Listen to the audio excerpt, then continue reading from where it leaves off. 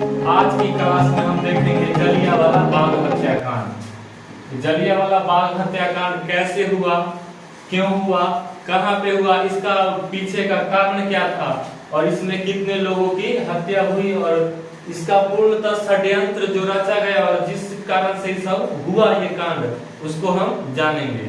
तो जलियांवाला बाग हत्याकांड जानने के पहले पीछे का कारण जान लेते हैं। इसके पीछे का कारण था, मूल कारण रॉलेट एक्ट। रॉलेट एक्ट क्या था?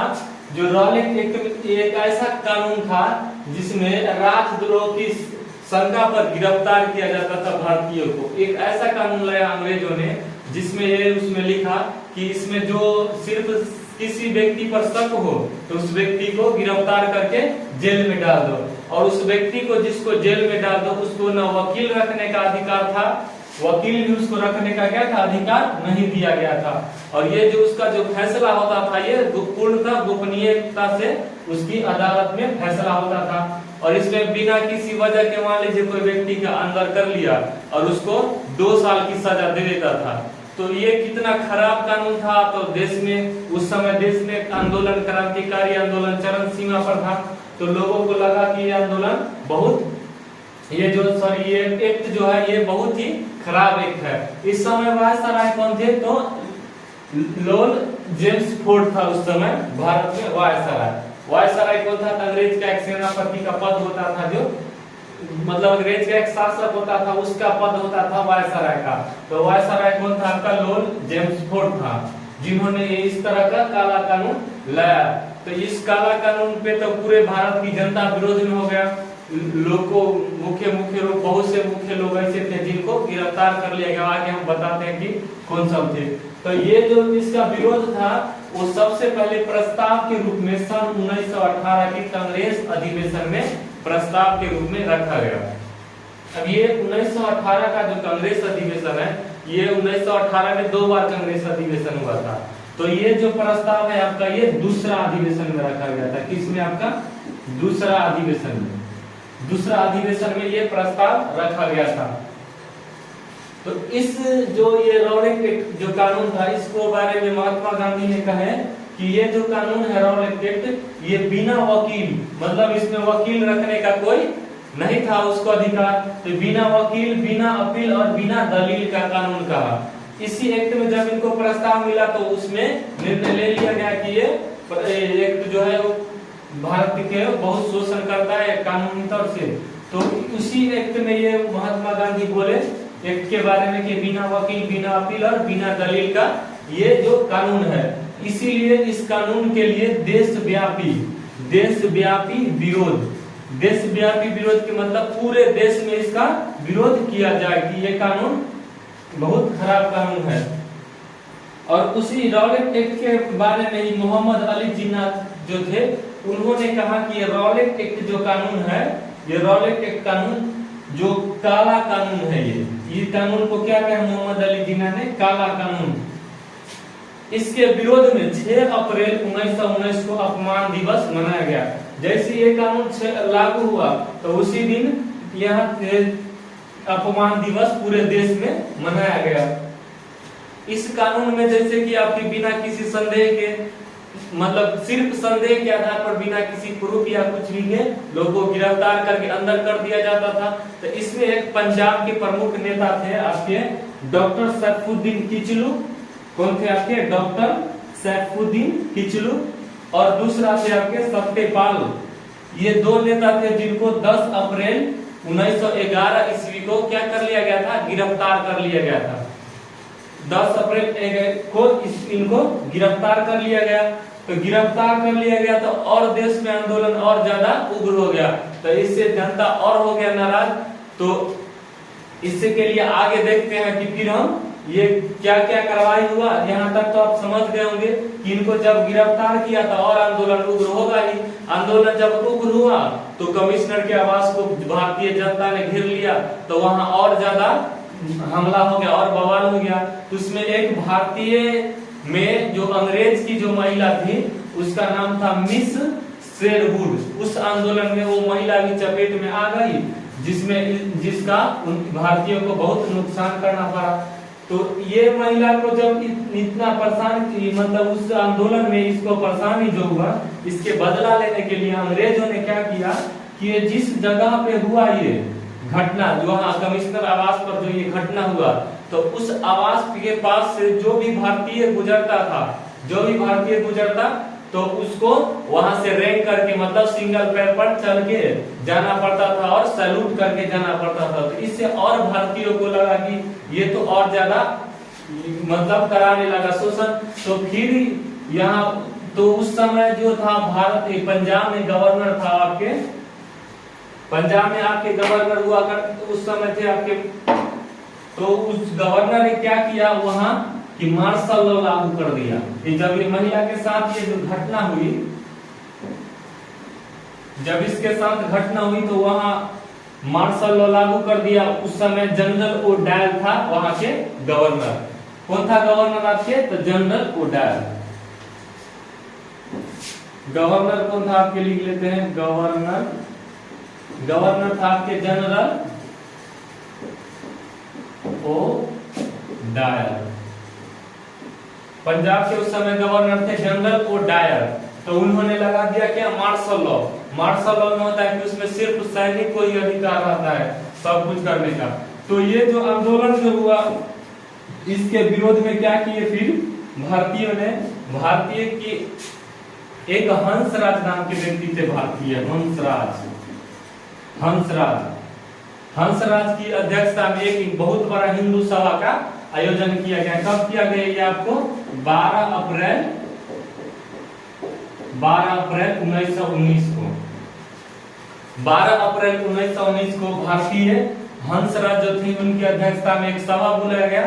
उस सभा में यह निर्णय लिया गया कि 13 अप्रैल को जो भी बंदी रॉलेट एक्ट के माध्यम से, इस रॉलेट एक्ट कानून के माध्यम से जो भी मुख्य नेता जो है वो जेल में जिनको बंद कर दिया गया है, उनको छुड़ाने का प्लानिंग इसमें 12 अप्रैल 1919 को ही ओके डन कर लिया गया।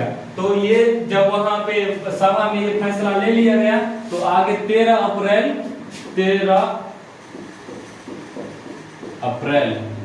1919 13 अप्रैल 1919। तो 13 अप्रैल को क्या था? उसी दिन बैसाख पर्व था। कौन सा था पर्व? बैसाखी पर्व। बैसाखी पर्व था 13 अप्रैल 1919 को आपका पर्व था। कौन सा? बैसाखी पर्व। तो ये जो मीटिंग है ये जलियांवाला बाग में रखने होने का निर्णय लिया गया। तो 13 अप्रैल 1919 को जलियांवाला बाग में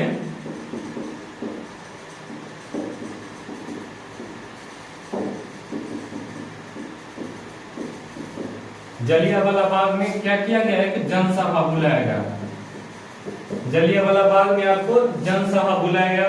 तो उस समय वहां पे जब बैसाखी पर्व भी था और जनसभा भी बुलाया गया, तो इसीलिए वहां पे भीड़ बहुत ही ज्यादा एकत्रित हो गया जनसभा में। तो जनसभा जो था, जो जिस जगह पे हुआ था जलियांवाला बाग जो है, तो उस जलियांवाला बाग जो है ये ऐसे चारों तरफ से था, बाउंड्री से घिरा हुआ, और इसमें जाने का एक सिंगल पतला रास्ता था, बाकी चारों तरफ से बहुत ही ऊंचा बाउंड्री रहता था।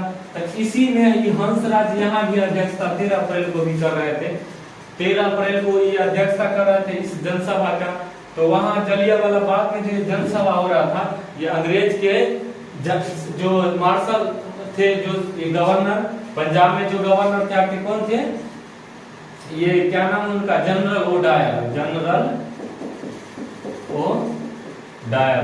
ये जो है जनरल ओडायर जो था, इसको जब मालूम पड़ गया कि ये लोग इस जो भी व्यक्ति गिरफ्तार हुए हैं रॉलेट एक्ट के माध्यम से, उसको छुड़ाने के लिए और देश में एकता को एक मजबूत करने के लिए जो जनसभा कर रहे हैं, ये इसको जैसे मालूम हुआ, इसने डायरेक्ट आदेश दे दिया अपने सेना में कि जितना भी उसमें जाओ अंधाधुंध फायरिंग करो।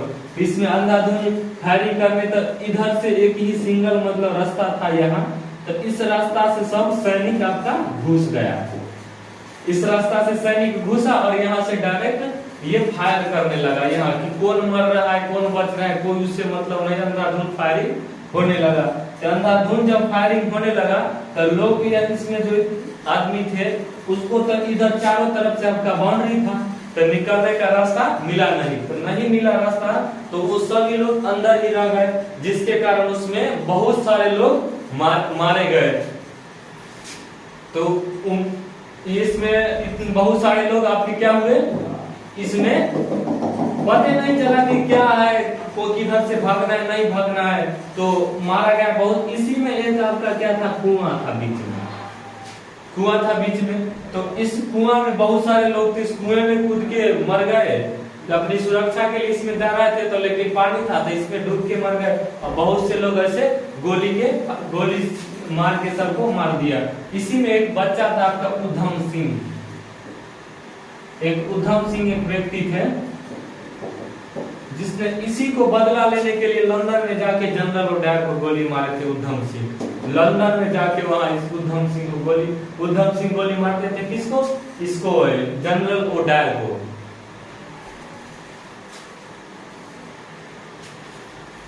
तो ब्रिटिश सेनापति जो वो कहते थे कि उनके अनुसार से था कि उनका 1650 राउंड ही फायर हुआ है, और सरकारी रिपोर्ट में दिखा दिया कि मात्र से 379 व्यक्ति की क्या हुआ, मौत हुए और कुछ लोग घायल हुए, लेकिन रियल में ऐसा नहीं था।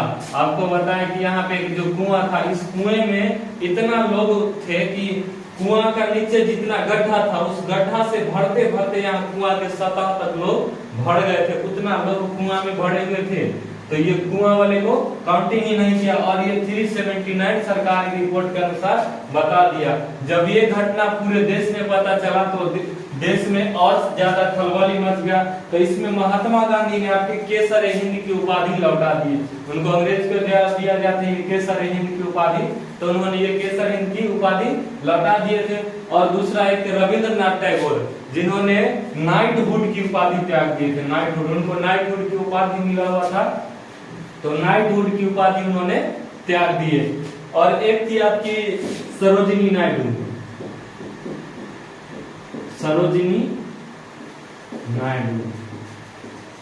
इन्होंने भी केसर हिंद की,